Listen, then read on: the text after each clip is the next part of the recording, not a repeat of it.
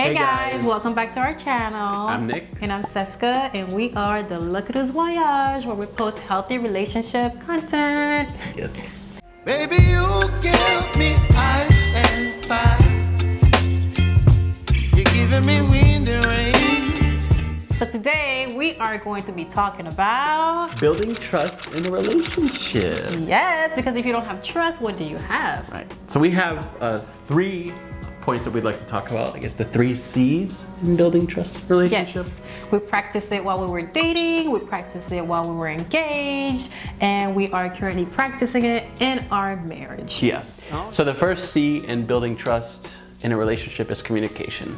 Right. Communication, they always say, is key, right? Yes. But that's not only at the beginning of the relationship when you're setting your expectations for the relationships and your desires, your wants and needs, but it's important all the way through your relationship. I remember when we first started dating, you would get pretty frustrated because I would make plans with you and then I would want to switch the plans and then say, oh, we're gonna do this or we're gonna do that. Right. So Nick would get kind of frustrated about that, and he communicated with me that he doesn't like for the plans to be changing all the times like that because it kind of makes him a little anxious and it kind of messes with my anxiety.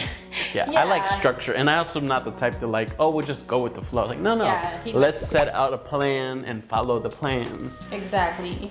And if I do have to make some changes, I will communicate with him ahead of time and not Right. literally the date of, you know. But then also, like, to that, we'll also communicate what our weekend's gonna look like, right? Exactly. So after we got married, it became a routine for us. Like on the first day of the week, which is like Sunday, or whenever we come together during the week time, we would like prioritize what our goals are for the week and how we're gonna do this. We go over, okay, I'm working these days. I work 3 days a week, so I would tell Nick, okay, today I'm working. This week I'm gonna be working Sunday, Monday, Wednesday. Whenever I tell him I'm working, we would do a schedule around that, and we would decide like, okay, we're gonna prioritize. We make sure we pray. We're gonna make sure we do the laundry. We cook for these 2 days because we meal prep, just so that we could be on the same page and actually have like a good schedule going. I knew several days ago, right, that Sunday is we're gonna wake up, we're gonna shoot a lot of content, right, because we're trying to get our content in all in one day so that we're gonna have to do it every weekend.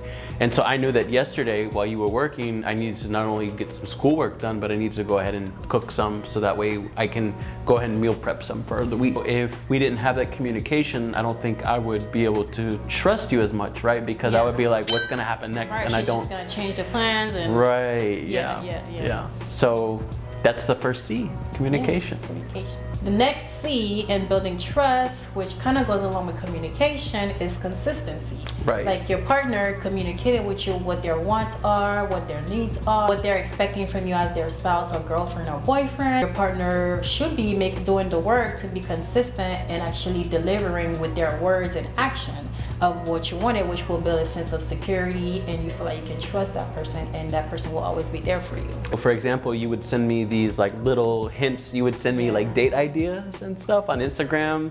And you'd be like, oh, must be nice. And then I would be like, okay, well, does she want it? But you eventually communicated to me like, hey, if I'm sending you these ideas, it's because I would like to get them too. Yes. Yeah, I'll see those cute things on Instagram or TikTok and I'm like, oh my God, that's so sweet. Right.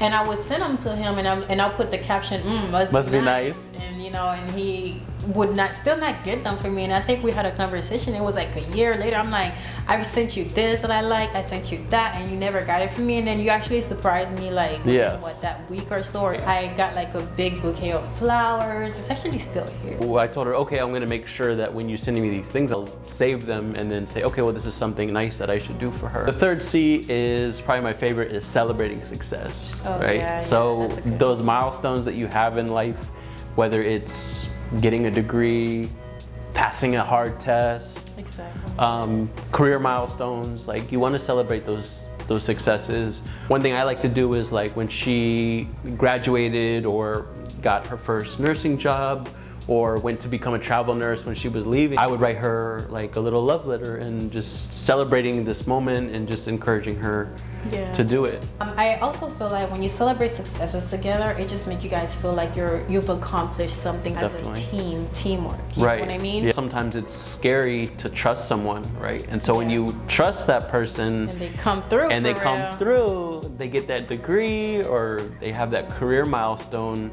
it kind of reinforces that trust that you have for them. Yes.